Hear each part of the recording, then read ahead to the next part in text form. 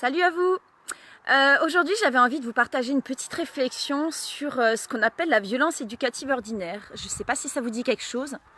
C'est en fait toutes les petites actions du quotidien que les adultes font vis-à-vis des enfants et qui sont en fait vécues par eux comme une violence.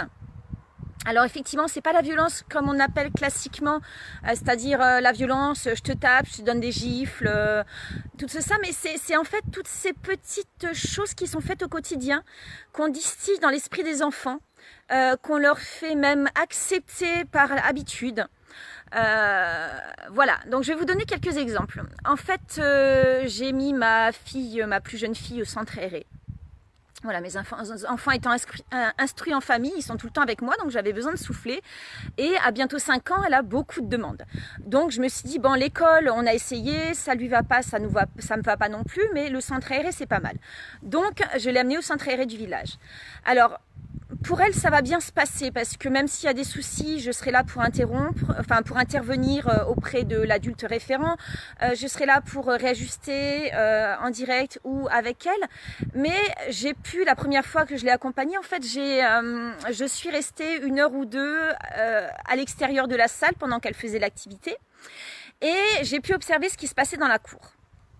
Voilà. Et en plus, quand on est arrivé aussi, ça m'a occasionné quelques réflexions. En fait, moi, la violence éducative ordinaire, j'y réfléchis depuis longtemps. Ça fait ma fille aînée va avoir 17 ans cette année, donc d'ici pas longtemps. Et ça fait quand même un petit moment que je me renseigne là-dessus. Alors, je vais vous donner quelques exemples de ce que j'appelle la violence éducative ordinaire. Et là, je vais la présenter par rapport aux collectivités, mais ça existe aussi en famille, évidemment. Alors, dès qu'on est arrivé, en fait, l'animatrice ou la directrice lui a demandé son âge à ma fille, donc elle a dit qu'elle avait 4 ans, et voilà, c'était la première fois qu'elle venait.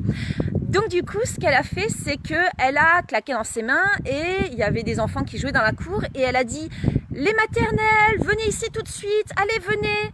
Donc en fait, elle les a appelés déjà un petit peu comme des poussins, j'avais l'impression d'être dans un poulailler. Il y avait 2 choses qui m'ont dérangé là-dedans. Je ne sais pas si, vous pouvez réagir, hein. Dites-moi dans les commentaires ce que vous en pensez. Moi, ça m'a fait réagir sur 2 choses, même 3. Déjà, le côté un peu poussin. Voilà, allez les petits, venez manger votre grain. La deuxième chose, c'est que tous ces enfants-là étaient en train de jouer. Donc en fait, ils ont dû interrompre leur activité dans laquelle ils s'éclataient peut-être suite à la demande d'un adulte, qui justifiait même pas, hein. Quand ils se sont approchés, elle leur a expliqué qu'il y avait une nouvelle petite copine, mais sur le moment, elle justifiait pas plus. Et la dernière chose, c'était qu'elle les a appelés des maternelles. Alors, bon, je sais pas, un enfant, il n'est pas inféodé à sa classe d'âge. C'est pas comme si on disait, on parlait dans une conférence, on disait allez les artisans, petit, allez les artisans. Bon, à part si, je sais pas, on parle à des professionnels et tout ça, mais là on parlait à des enfants. Ils étaient au centre aéré, donc c'était hors de période scolaire. Encore, si on est à l'école, je veux bien qu'on appelle les enfants, les maternelles, les primaires, c'est plus facile. Mais là, on était au centre aéré. Donc, en fait, le centre aéré étant du coup juste un rallongement de l'école. Donc, j'étais un peu dérangée par ce côté-là. Bon, c'est tout personnel, je ne vais pas bloquer là-dessus. Ensuite, à un moment, il y a une petite fille qui était très mignonne, mais apparemment avec lesquelles les adultes avaient un peu de mal à créer du cadre. Et à un moment, elle a fait quelque chose qui était hors cadre. Ok. Faut dire que c'était facile dans cette cour de récréation de faire des choses hors cadre, puisque on n'avait pas le droit de monter aux arbres, évidemment. On n'avait pas le droit de monter au portique à des endroits un peu hauts. On n'avait pas le droit de faire des roues. On n'avait pas le droit de faire de la gymnastique. Enfin, j'avais l'impression qu'on avait beaucoup de choses qu'on n'avait pas le droit de faire. Donc cette petite fille, à un moment, en plus sur ma demande, parce que pour moi ça paraît injustifié de ne pas avoir droit à faire de la gym dans une cour de récréation, au centre aéré, cette petite fille a fait une roue. Donc automatiquement elle a été rappelée à l'ordre et elle a été mise, imaginez quoi, je suis désolée, on est en 2019 quoi, elle a été mise au coin. Ouais, elle a été mise au coin cette petite fille. Donc voilà. Ensuite, qu'est-ce qui s'est passé? Ah oui, donc après, bon, ma fille, il était 10 heures, ils sont allés faire une activité à l'intérieur, donc je sais plus quoi, de la pâte à sel, très bien, ma fille adore ça, c'est nickel. Et moi, je suis restée dehors en train en train de travailler sur mon téléphone, mais du coup, j'étais un peu invisible et j'en ai profité pour observer ce qui se passait dans la cour des plus grands. Alors, j'ai eu droit à des... Enfin, j'ai eu droit... Ils ont eu droit à des... Je sais pas, il y avait une fille, elle criait tout le temps. Une animatrice, elle criait tout le temps. Quand elle parlait, elle criait. Ensuite, elle avait une voix vraiment très brutale. Je sais pas, c'était agressif. Ensuite, le garçon, c'était pareil. Il y avait deux jeunes animateurs en dessous de 30 ans, mais voilà, ils criaient tout le temps.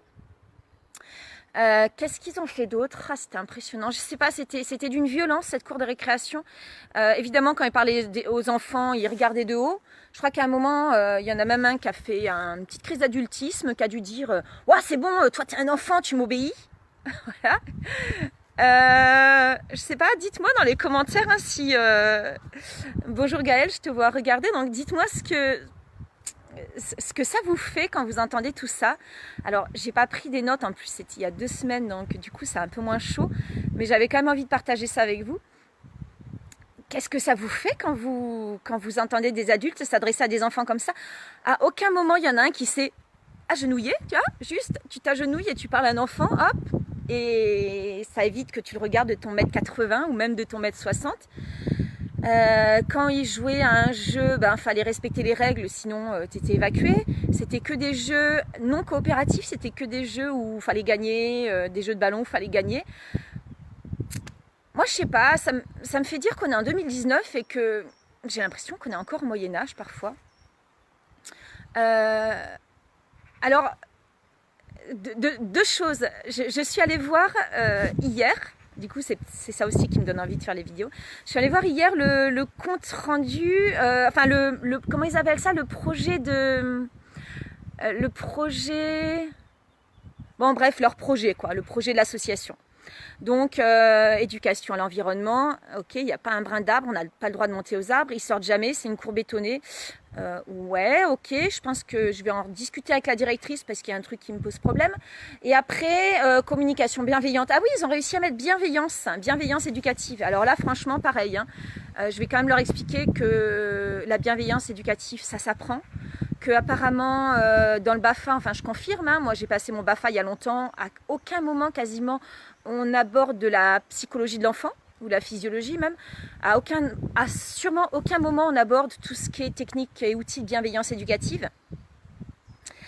Donc en fait, quand on regarde sur la théorie, leur projet, il est super, il donne vraiment envie, on fait waouh, génial. Heureusement que je suis pas allée le voir avant, hein. Moi je suis partie sur l'idée que c'était juste le centre aéré du coin et que j'allais rééquilibrer derrière avec ma fille et que c'était pas grave. Voilà, mais voilà, j'ai fait ce choix, j'en parlerai dans d'autres vidéos, des choix qu'on peut faire en tant que parent, voilà, des choix conscients qu'on peut faire en tant que parent. Mais quand j'ai vu ce qui promettait aux parents et ce qui se passait en réalité, j'ai été choquée. Donc je pense que d'ici la fin de l'année, je prendrai rendez-vous, enfin d'ici même la fin de l'année civile, je vais prendre rendez-vous avec la directrice, je vais lui présenter, je vais imprimer ce projet-là quand même. Et je vais en discuter avec elle parce que je trouve ça choquant, je trouve ça... c'est de la vente mensongère en fait, ce qu'ils disent. Ou alors ils utilisent des mots, parce que moi j'entends beaucoup parler de bienveillance. Alors que ce soit dans le monde du travail, dans le monde éducatif, on entend beaucoup parler de bienveillance. Bon, la bienveillance éducative est très à la mode et j'en suis heureuse. Moi, j'en parle depuis très longtemps et j'accompagne des parents à la bienveillance éducative voilà, depuis un petit moment.